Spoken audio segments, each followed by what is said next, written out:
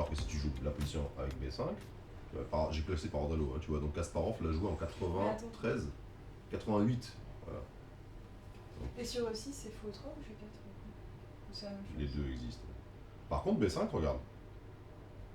Voilà, cette position elle est encore jouée par tous les majors du monde. Donc fou E7 est juste pas bon. Ça transpose juste en fait. Ça transpose. G4 ou faux 3. Les nuances Oui. entre les deux?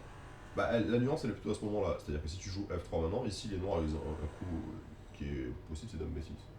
Mais chez ces personnes, chez qui il y a un trou pendant 3-4 ans, il n'y a que 15 parties.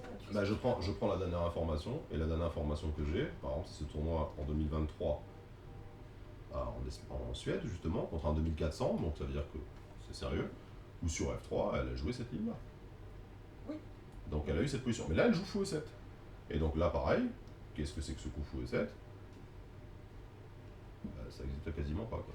Il faut que j'adapte, si tu veux, je t'ai dit, je vais avoir un peu de temps, et il faut que j'adapte en fait, tu vas réviser ta nage d'or principalement, et moi je vais t'adapter le truc fou E3, F3 à ça, que tu aies un schéma.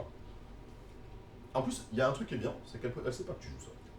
Il faut qu'on schématise, parce que c'est beaucoup plus facile de se rappeler de schéma que de ligne concrète. Si tu joues un truc hyper critique dans une autre ligne principale, tu risques de t'embrouiller les pinceaux entre ce que tu as appris et ce qui peut arriver. Et ce qui peut arriver va prendre énormément de place dans ta tête pour pas grand chose en fait. Parce qu'au final, ce soir, tu t'en rappelleras peut-être pas. Donc en fait, on va fonctionner comme ça. La ligne principale, on apprend quelque chose de concret.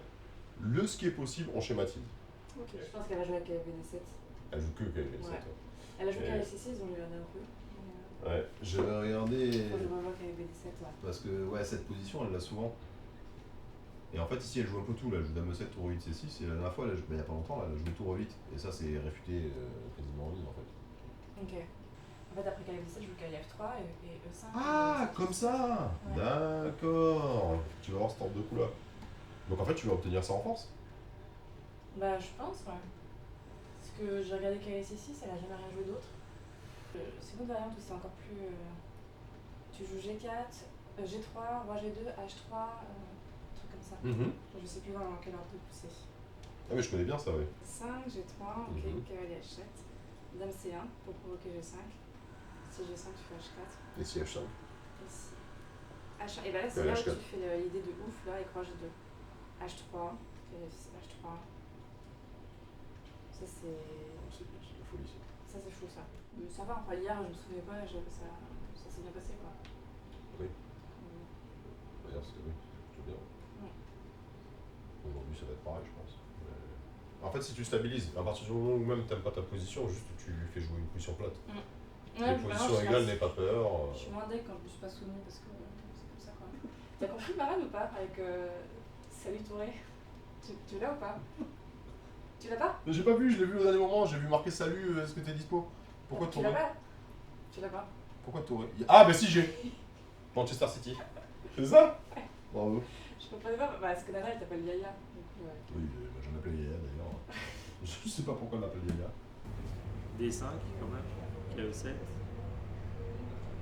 Mais en vrai, il y a plein de coups, il y a D5, fou C4, je pense logique fou 2 et fou 3 non. D5 on est max, hein. C'est une S indienne. A4 il peut le faire. 4G6. Un bras ça. A5. A6. A6. Ils s'en foutent. Ça c'est tout bon. Dame B8. Ouais, il est fou. Non, H6 en vrai. A6, B6. Ce matin, réveil, tranquillement. Je me mets devant l'ordi. Puis là, je sens mes lunettes qui se détachent. Donc je regarde et en fait la branche n'a pas dû supporter la nuit, je sais pas exactement, mais en tout cas elle s'est cassée toute seule. Donc j'ai une paire de lunettes plus soleil de rechange que j'ai pu porter toute la matinée sous la pluie. Sous la pluie. T'as essayé de réparer tes lunettes quand même?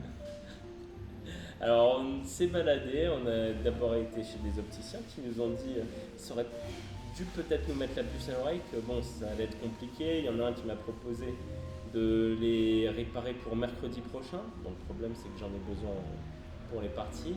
Et donc on a pris les choses en main, on a été acheter de la super glue, mais le résultat était un fiasco et donc on a eu de la super glue plein les mains.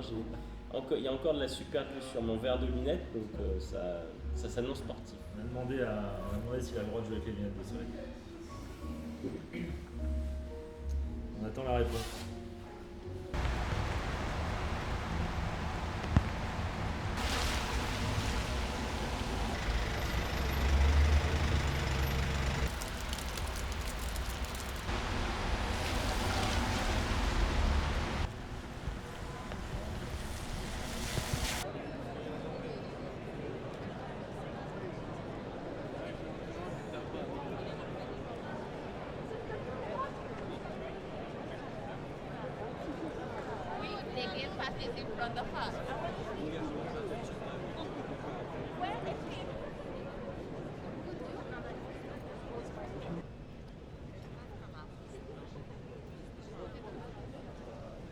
So please, players,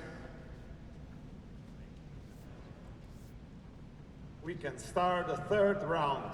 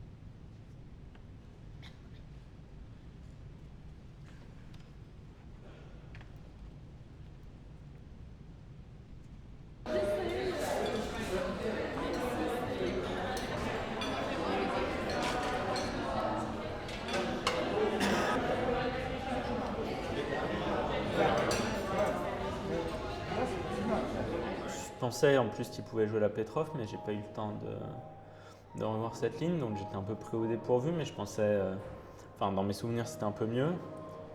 J'ai joué un coup un peu vite, un peu différent pour essayer de le faire se planter. Il s'est planté tout de suite, mais j'ai pas su en profiter et j'ai plutôt poussé mon pion H. Je pensais que ça allait m'apporter des bonnes chances, mais il a très bien réagi et au contraire c'est moi qui me suis presque retrouvé en difficulté et j'étais forcé de faire match nul, ce qui m'arrangeait pas parce qu'en plus quand je voyais le reste du match on n'était pas si bien que ça.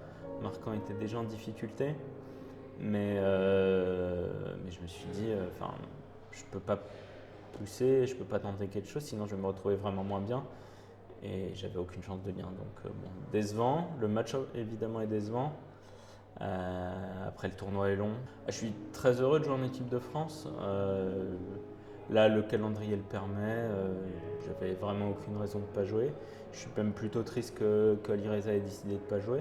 J'ai à cœur de bien faire. Pour le moment, c'est pas exactement le cas, mais bon, encore une fois, le tournoi est encore très long. L'équipe peut se mettre en place. Il faut un match référence, quoi. Et puis voilà, Marquant, il en veut. Bon, il en a peut-être un peu trop voulu aujourd'hui, mais c'est aussi le jeu. Quand tu es jeune, tu vois, c'est des erreurs qui peuvent se passer. Son style incisif, il ne faut pas qu'il le change. C'est juste, sur certaines parties, parfois ça passe pas et puis son adversaire a très bien joué. On jouait contre Monténégro en ce vendredi 13 et ce vendredi 13 nous a porté malheur avec les petits problèmes de lunettes de Maxime qui se sont avérés de plus en plus importants au fil de la journée. Et c'est vrai qu'il a commencé la partie avec quasiment un œil en moins, il ne pouvait vraiment pas voir à travers un de ses verres. Donc pour Maxime ça a été très très dur et forcément il avait les blancs, donc tout de suite je me suis dit que le match allait être compliqué.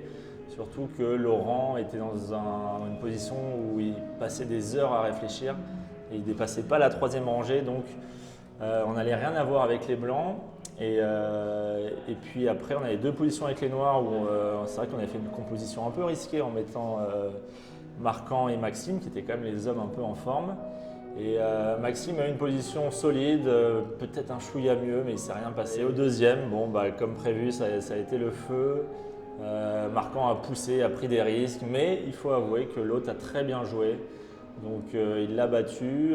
Bon, forcément des regrets sur nos parties avec les blancs. Donc on va se remettre en piste dès demain pour revenir. Je pense que c'était une partie normale. C'était en IMSO, dans C2 et D5. Au début, c'était pas très évident, mais après, j'ai pu prendre l'avantage assez rapidement. Et demain, on ne sait pas encore les appareillements. Le 4e rang, ça va être un peu plus fort. Avant, je jouais avec l'équipe de Lyon. J'ai participé dans à peu près 5 Olympiades depuis que j'avais 13 ans. Et là, c'était la première fois que je jouais pour l'équipe de France dans les Olympiades. Je suis très contente, heureuse et fière. Et j'espère qu'on continue comme ça et qu'on peut gagner une médaille.